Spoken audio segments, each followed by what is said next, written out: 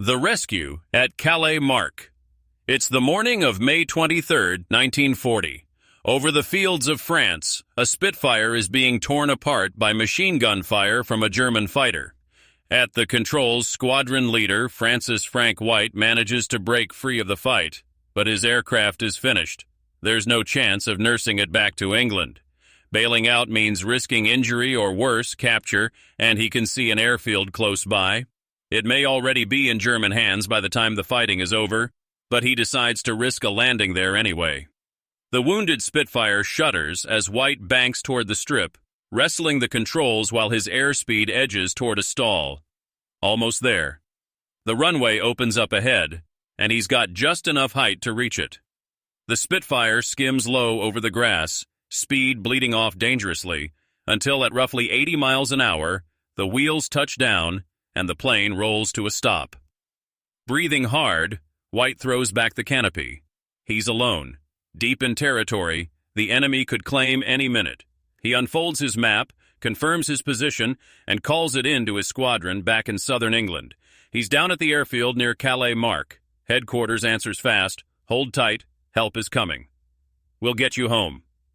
Scanning the field, White spots a drainage ditch running along the perimeter fence. It'll do. He scrambles in and presses himself into the wet ground, with nothing left to do but watch the sky and wait. Across the channel, the rescue is already underway. Leading the way are two Spitfires, Pilot Officer Al Deere and his wingman, Pilot Officer Johnny Allen. Escorting an unarmed Miles Master trainer flown by Flight Lieutenant Jim Parfit with an empty seat reserved for White. As they near the airfield, though, they find it buried under a thick bank of low cloud. Ideal cover for any German fighters lying in wait. Deere wants a set of eyes above the cloud deck, so he sends Allen climbing to 8,000 feet to watch for enemy aircraft. Roger, Red One climbing. With his wingman gone, Deere and Parfit drop down toward the strip. From his ditch, White watches Deere's Spitfire scream in low and orbit the field on guard. Then the master appears coming in for the runway. White stands and waves both arms overhead. Parfit sets the trainer down smoothly and taxis past White's abandoned fighter. High above, still circling, Deere suddenly hears an urgent radio call. A dozen enemy aircraft inbound. His stomach drops. There's no way out of this except to fight. He orders Allen to hold his altitude and take on the incoming enemy while he drops down to warn Parfit. Parfit has no radio. He's still rolling along the runway, completely unaware of what's bearing down on him. Deere dives toward the master, trying to put his own aircraft between it and the threat. Look up, Parfit. Then he sees it, a Messerschmitt Bf-109 breaking out of the clouds, diving straight for the defenseless trainer. In the German cockpit, Unteroffizier Heinz Gollnick lines up his shot and lets loose with both 7.92mm machine guns. Rounds chew up the turf on either side of the master as Gollnick pulls away, setting up for a second pass. That's when he catches tracer fire streaking past his canopy. He glances back, stunned to find a Spitfire closing on him fast. Deere fires again. The burst goes wide, but it's enough to make Gollnick break off and haul his fighter into a hard left turn. Deere slams the throttle open and hauls back on the stick, cutting inside the German's turn. Everything narrows to the ring of his gun sight as he walks the 109 into his crosshairs, finger easing toward the trigger. When Allen's voice cuts through the radio. Red One, I need help. Above the clouds, his wingman is fighting for his life against several enemy fighters. Deere's chest tightens at the strain in Allen's voice. Every instinct says, climb and go to him. But below, Parfit's master is still sitting unarmed and exposed. That has to come first. Roger, Red 2. Hang on, I'm finishing this one. Deere stays on the German's tail as the fight drifts out over open water. Gollnick knows he has only seconds before the Spitfire gets its shot and calls out desperately for backup. Above the clouds, two more 109s have Allen boxed in, but he's throwing his Spitfire around the sky, dodging their fire with everything he's got. The German flight leader can hear Gollnick's calls, but can't spare a moment to break off his own fight. Gollnick is on his own.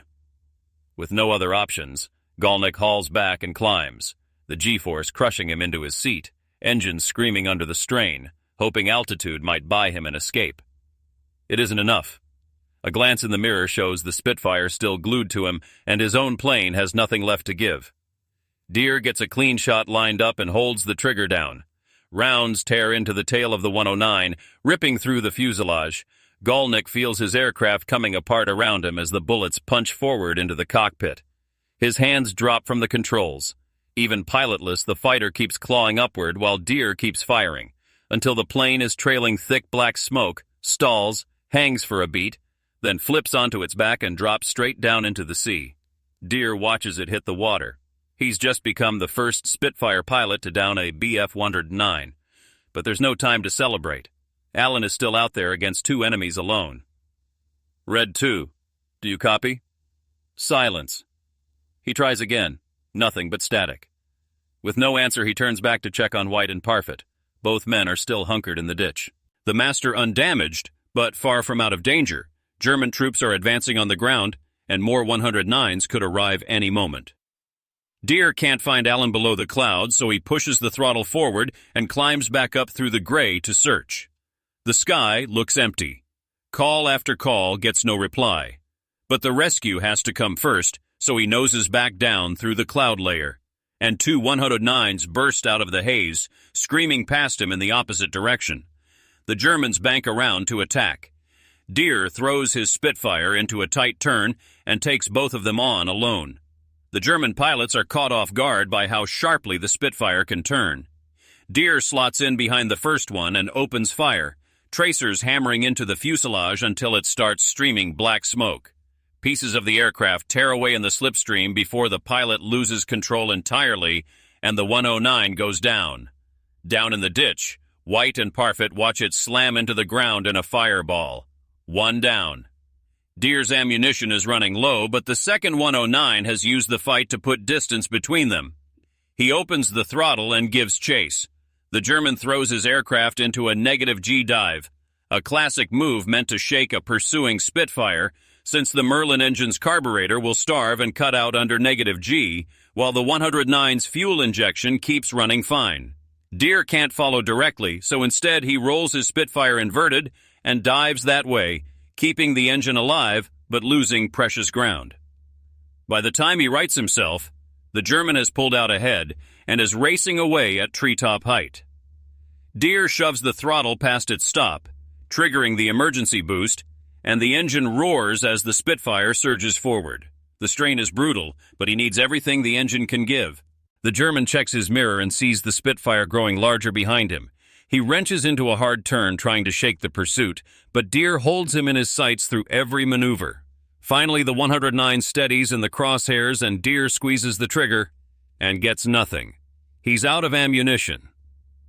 So he bluffs. He stays glued to the German's tail as if still lining up a kill shot. It works for a moment. The enemy pilot keeps jinking to dodge bullets that never come, but eventually he realizes the Spitfire has gone quiet. He could turn and attack. Deere would have no way to fight back. Instead, the German pilot simply straightens out and runs for his own lines. Back at the airfield, White and Parfit climb out of the ditch once the last 109 clears off and hurry to the master. "Let's get out of here." Parfit fires up the engine, checks the controls, and within minutes they're airborne, heading for England. When Deere swings back to check the field, only White's wrecked Spitfire remains. His friends made it out. He tries the radio once more for Allen. "Red 2, come in. Red 2, do you read?" This time a voice answers. It's Allen. He's downed one of the Germans himself, but taken serious damage and needs to get home. The aircraft isn't handling right. Worried about his wingman crossing the channel in a crippled plane, Deere heads out to find him, eventually spotting the damaged Spitfire and pulling alongside. "Red 1, how's she flying?" "Over." Deere breathes easier. The aircraft has clearly seen better days, but it'll make it.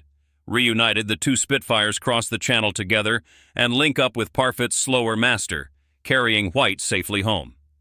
Thanks to the nerve of these three pilots, the rescue came off without losing a man.